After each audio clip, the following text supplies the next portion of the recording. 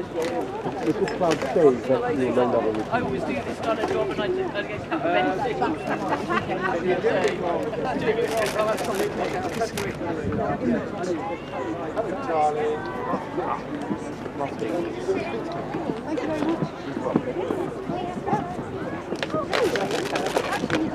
So that lady, she's another. Oh, right, okay. You will next week come inside. When Amy does her PhD. Yeah, when she gets that You want a glass of wine? For less than a few days ago. Oh dear, oh no. I think there was a snafu with the Gospel Junior.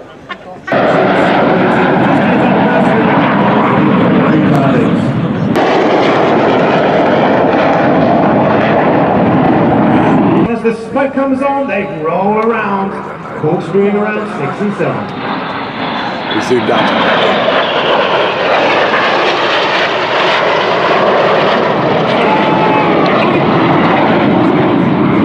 Please call red line. 14. Oh, this one's good. Particular soft spots for the business camera, especially the Mark 24, the half of the blue. Shop to RAF pilot signals aircraft. A lot of them didn't realise it was new aircraft for a little while and put it on their tail. And then they found out. Lots of huge would have been heard all over this part of England during that hot summer of 1940. The Messerschmitt 109s escorting the Ju-88s, the Dorniers, the Michaels, famous at the Battle of Britain. Represented obviously by the Hispano Bouchon today, representing the 34,000 plus eventually manufactured by war's end. Just like that. BJT.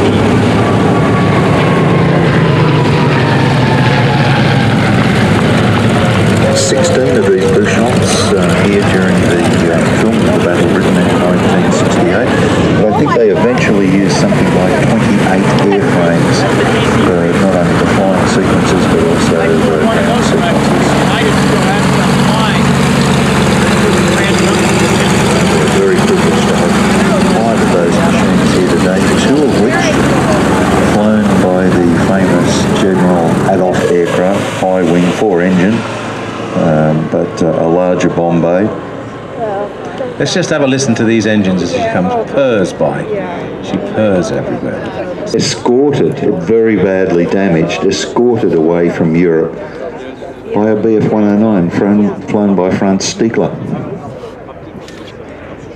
Who resisted the temptation to shoot it down because it was absolutely shot to pieces. Yep. He actually tried to steer them towards Sweden. And that 2 Mustangs here, the camouflage aircraft are the markings of number 112 Squadron, run by Flight Lieutenant Blanchford, Royal Air Force. And Contrary Mary, Lieutenant Colonel Rob Cavanis.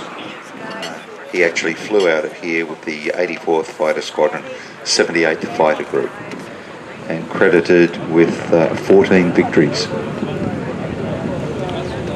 The other aircraft, the P-47 Mighty Thunderbolt. Over 15,600 of those eventually built, and introduced in 1942. It took a while for the aircraft to actually bed in. And this is the D model, the final variant that was operated with the now familiar bubble cannon.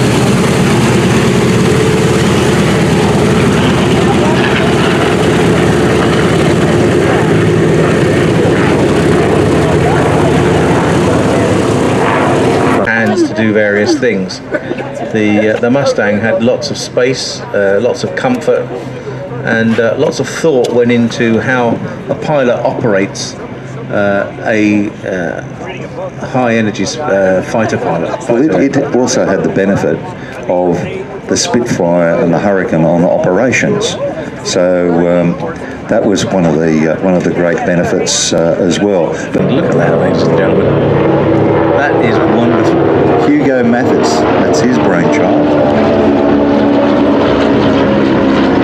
A to put that together, that is, if you're going to put a formation team together, you would certainly not spring to mind.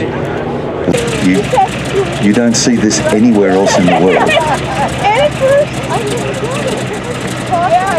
And then she said, oh, yes. And then I said, oh,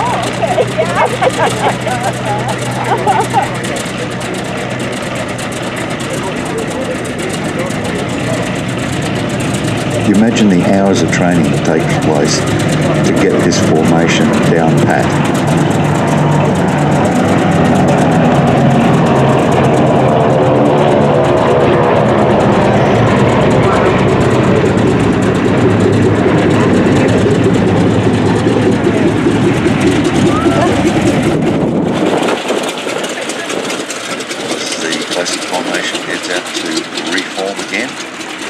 Have our little friends taxiing down the flight line, so give them a huge wave for that great demonstration with the B-17 and their individual flights. A huge wave and a round of applause, ladies and gentlemen. We do appreciate your waving. It's the way that you can't hear a thing in the cockpit. It's just like a bag of spanners being chucked around there.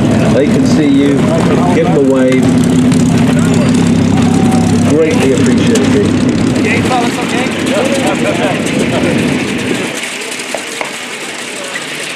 Believe it or not, that's the little P-47. We built a bigger one for the Pacific.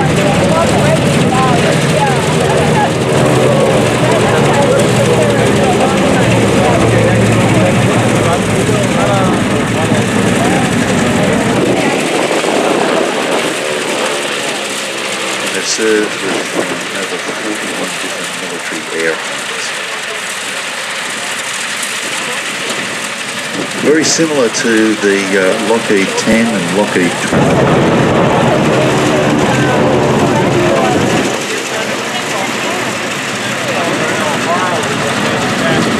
The beach was fitted with a variety of and over 80%, closer to 90% of all US Army Air Force bomb aimers and navigators trained on Beach 18 bearings, including the specialised A2.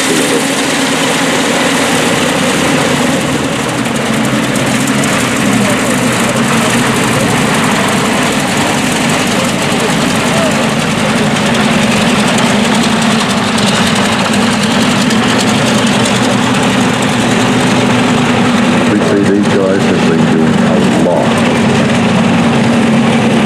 Now, if you're wondering why we've been concentrating on the B-18, because we have two other segments later on with the DC-3/C-47. So we're concentrating on the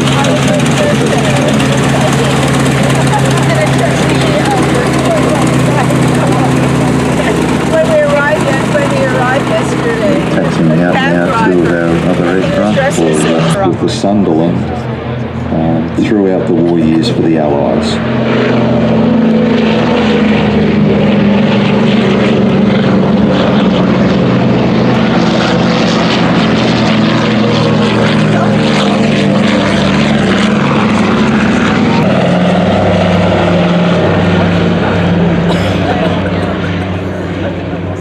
They're halfway back solid, and the rest of it is very, very lightweight components, lightweight ribs and fabric covering.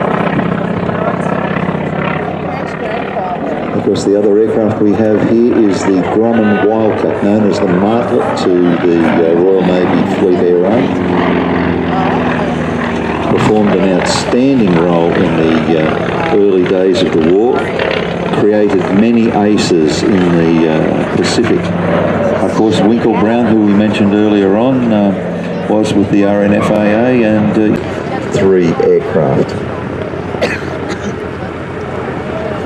This is the seaplane. I said 2 of them painted up in those D-Day markings. Manufactured in 1943, and they came off the line 1 aircraft apart.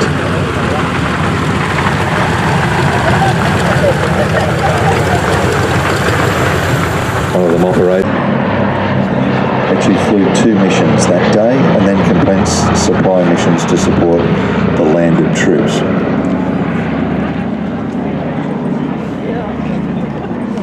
I have so much stuff in this bag. I'm prepared for all sorts of Both of those aircraft then took part in the famous Operation Market Garden, the attempt to basically drive a combined Allied spearhead force into Germany by the capture of strategic bridges in the Netherlands and onto the Rhine. It was the largest paratroop operation in military history, but ultimately failed. And the aircraft was significantly damaged. That's 3XP, possibly by a fighter aircraft, because there's about 12 repaired bullet holes in the top of the fuselage and the nose. The Aces High machine also participated in Operation Market Garden, and both of them were then flying with the RAF, transferred over from the US Army Air Force, and they had consecutive serial numbers. This is very rare that two aircraft with consecutive serial numbers survive.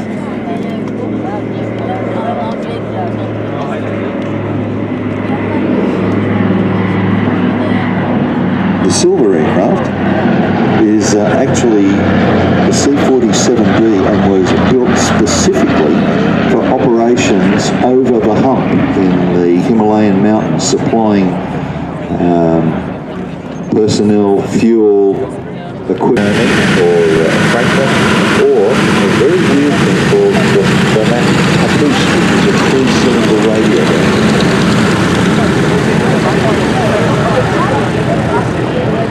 Operated by the US Army and Navy during World War II. They called it the O-59 or the L4. Wave, ladies and gentlemen, in the DC.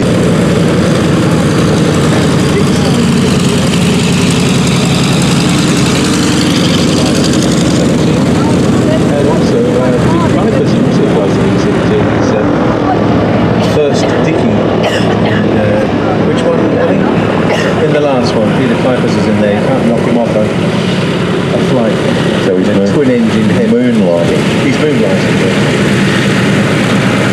Telling everybody how to do it.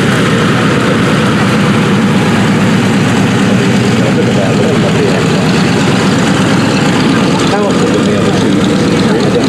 I think if I were flying something like this, I was younger too, but Several years researching, looking for drawings of which basically nothing survives. We're sadly very good at he was dropping supplies when his aircraft was hit twice in the wing and caught fire. And rather than bail out, he actually turned the aircraft back into the fire to the drop zone until all of his cargo had been dispatched.